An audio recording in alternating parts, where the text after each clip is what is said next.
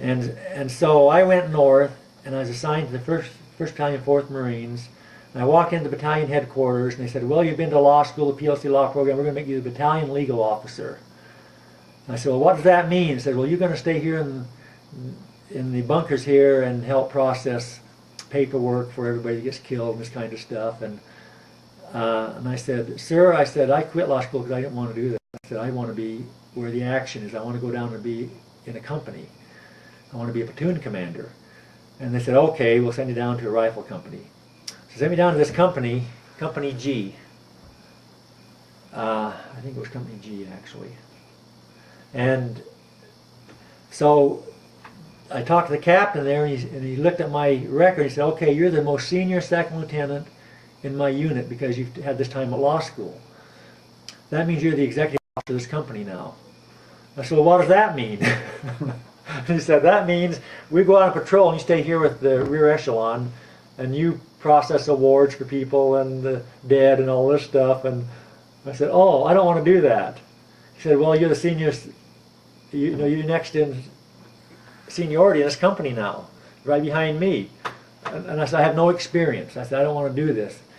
I said, "How about if I get one of the other lieutenants to trade with me?" He said, "If you talk one of them to trade with you, that's what you do with me." So there's Lieutenant Palmer. And I looked at him. He looked really tired and dragged out, been out in the bush a long time. I said, "Lieutenant Palmer, do you want to be the executive officer?" And he said, "Yes." I said, "Good, let's trade." So I became platoon commander of the 1st platoon. He became the executive officer.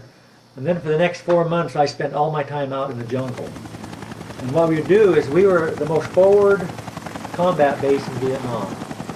And what we would do is they'd take us by helicopter, drop us off in the jungle up at the DMZ, and just turn us loose for 2 or 3 weeks at a time and resupply us with sea rations and ammunition when we needed it.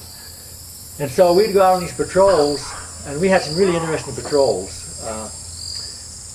We would just go, it was really hard to orient because you had like triple canopy jungle, and it'd be like 100 degrees, 110 degrees, no wind, no breeze, and the critters were terrible. There were lots of poison snakes, lots of centipedes, Bengal tigers, apes, had what we called rock apes because they'd throw rocks.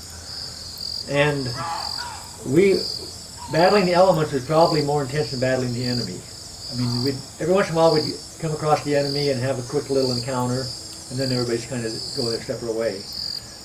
But battling the elements was really a challenge, day after day. And we'd go all day in the jungle, and we'd go maybe 4 clicks. So we'd go 4 kilometers, which is like 2 miles.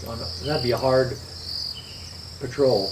Because you're going up and down really steep mountains, you're pulling stuff up with jungle vines, you're carrying a 60-pound pack, black jacket and helmet, and your weapons and ammunition. And sometimes you carried 60-millimeter mortars, and the base plate weighed about 40 pounds, I think. It was a lot. And then one incident, the enemy was on this hill. It was a pretty good-sized hill, and they were up on top of it. And so we decided, not me, but somebody higher than me, decided to do a frontal assault up this hill, take these guys off.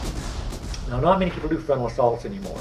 We do single development, double developments, but not frontal assaults. So they came and said, "Okay, Lieutenant Boyd, your platoon's going to lead up this hill on this frontal assault." So I got my platoon together, and I said, "Okay, guys, the only way we're going to not have casualties on this assault is that we have to have so much firepower going up the hill they can't get their head up and take shots at us." And so I got my guys online. I put them, every M16 was on full automatic, had my M60 on full automatic. We opened fire and head up the hill. And we didn't lose one guy. Got up on top of the hill, and there was still the rice cooking. Their whole area was there, and they had to run down the other side of the hill. We ran them off.